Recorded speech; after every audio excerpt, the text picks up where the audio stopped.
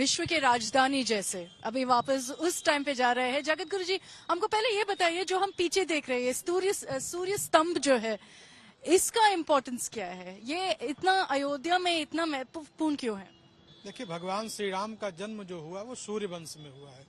इक्ष्वाक वंश प्रभो रामो रामई नाम जनई श्रुता। भगवान श्री राम इक्ष्वाक वंश और सूर्य वंश के हैं।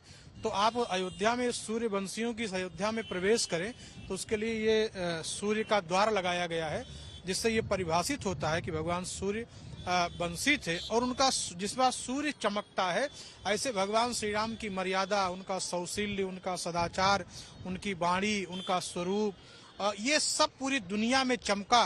पूरब दिशा से सूर्य निकल करके और संपूर्ण विश्व के अंधकार को दूर कर देता है।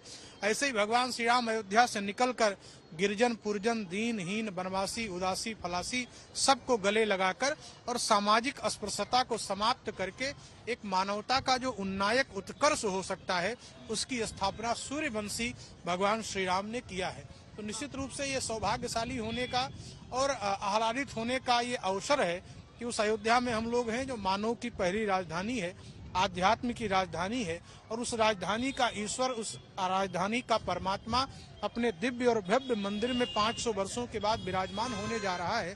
तो मुझे लगता है कि वैकुंठ और स्वर्ग की परिकल्पना यदि किसी ने किया है तो उसको साक्षात रूप में इस अयोध्या में हम देख सकते हैं।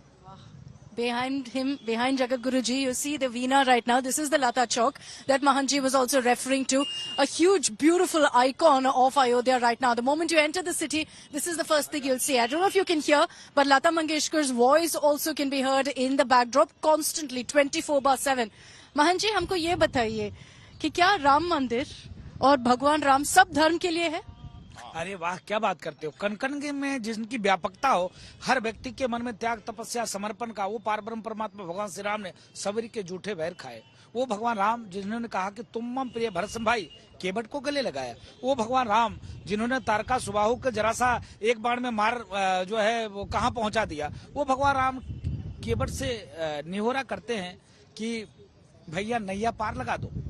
तो कहने का अभिप्राय है कि भगवान सबके हैं, सभी दल के, सभी संप्रदाय के, भारत में रहने वाले हर एक व्यक्ति के लिए भगवान राम उनके लिए मर्यादा पुरुषोत्तम है और उन्होंने सबको गले लगाया। तो अगर एक क्रिश्चियन मुसलमान आते हैं मंदिर को तो उनको स्वागत करेंगे? करते ही हैं, कोई मना क्या सबसे ज्यादा अगर सहिष्णुता वाला कोई धर्म है तो सनातन है। कट्टरता नाम का कोई भाव नहीं है। बताओ, कोई कट्टरता है क्या? आप देखो, इकबाल भाई पुष्प वर्षा करते हैं। अभी इकबाल भाई आए थे, हम लोग से चर्चा कर रहे थे। वो मंदिर, हम नहीं मंदिर का नाम बता पा रहे थे, इकबाल भाई मंदिर का नाम बता रहे थे।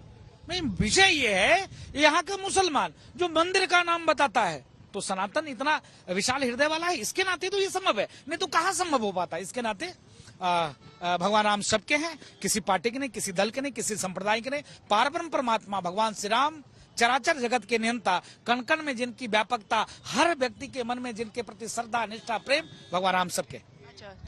जैसे इस्लामिक कंट्री इंडोनेशिया है, प्रत्येक साल रामलीला होती है और भारत रत्न स्वर्गीय अटल बिहारी वाजपेयी वहां गए थे तो उन्होंने पूछा कि भाई आप लोग तो मुस्लिम हो, आप राम से क्या संबंध है?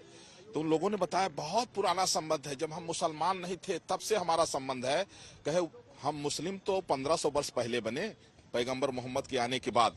इसके पहले तो सब हिंदू ही थे, सनातनी ही थे। तो बोले कि हम लोगों ने पूजा पद्धति बदली है, अपना पूर्वज नहीं बदला है। धर्म सबका सनातन है, बोले दूसरा धर्म है ही नहीं है।